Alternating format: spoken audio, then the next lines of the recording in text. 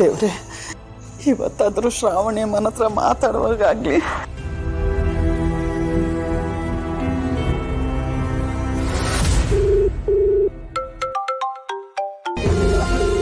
ದನ ದನ phone ring ಆಗ್ತಿದೆ, ಬಾರೆ.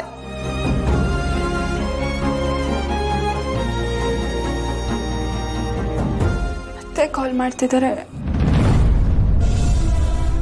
ಸಂಬಂಧನೇ ಮುರಿದೋಯ್ತು.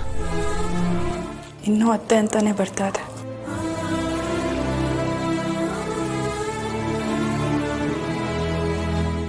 ಅಮ್ಮ, ಶ್ರಾವಣಿ ಅಮ್ಮ. ಹೇಳಿ ಆಂಟಿ. ಆಂಟಿನಾ? ಶ್ರಾವಣಿ ಮೇಡಮ್ ಅವರೇ, ಏನಿದೆಲ್ಲ ಮಾತಾಡ್ತಿರೋದು? ಅಮ್ಮ ಅಂದ್ರೆ ನಿಮ್ಮ ಅತ್ತೆ? ಗೊತ್ತಾಯ್ತು. ಗೊತ್ತಾಯ್ತಾ? ಮತ್ತೆ ಯಾಕೆ ಆಂಟಿ ಅಂತಿದ್ದೀರಾ? ಯಾಕೆ ಕರಿತಿದ್ದೀರಾ ಅಂದರೆ, ಈಗ ನಾನು ಅವ್ರನ್ನ ಅತ್ತೆ ಅಂತ ಹಿಂಗೆ ಕರೀಲಿ? ನಮ್ಮ ಸಂಬಂಧನೇ ಮುರಿದು ಹೋಯ್ತು. ನೀವೇ ಅಲ್ವಾ ನಾನು ನಿಮ್ಮ ಮನೆ ಸೊಸೆ ಅಲ್ಲ ಅಂತ ನನ್ನನ್ನು ಕಳಿಸಿದ್ದು? ಇಲ್ಲ ಶ್ರಾವಣಿ ಅಮ್ಮ, ಇಲ್ಲ, ಹಾಗೆ ಮಾತ್ರ ಹೇಳ್ಬೇಡಿ. ನಾನು ನಿಮ್ಮನ್ನ ಮನೆಯಿಂದ ಆಚೆ ಕಳಿಸ್ತೀನ?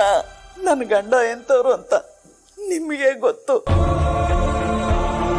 ಯಜಮಾನ್ರ ಮಾತು ಅಂದ್ರೆ ವೇದ ವಾಕ್ಯ, ಹಂಗಾಗಿ ಅವ್ರು ಕಳ್ಸಿದಲ್ವಾ. ಶ್ರಾವಣಿಮ್ಮ, ನೀವು ಮನೆಯಿಂದ ಆಚೆ ಹೋದ್ಮೇಲೆ ಮನೆಯೆಲ್ಲ ಪಿಕ್ಕೋ ಅಂತಿದೆ. ಮನೆ ಆಗಿಲ್ಲಮ್ಮ, ನೀವು ಈ ಮನೆ ಬೆಳಕು ಅಮ್ಮ.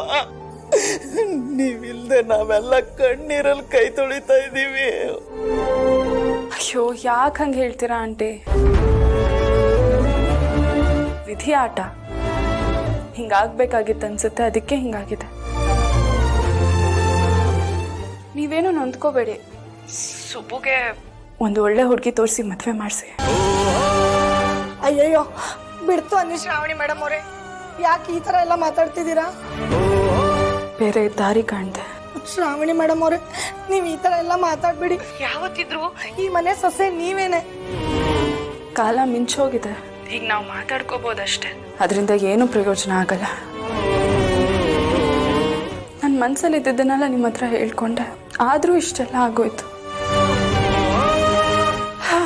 ಏನು ಮಾಡೋಕ್ಕಾಗುತ್ತೆ? ಈಗ ಏನೇ ಹೇಳಿದ್ರೂ ಪ್ರಯೋಜನ ಇಲ್ಲ. ನಿಮ್ಮ ಆರೋಗ್ಯನ ಚೆನ್ನಾಗಿ ನೋಡ್ಕೊಳ್ಳಿ.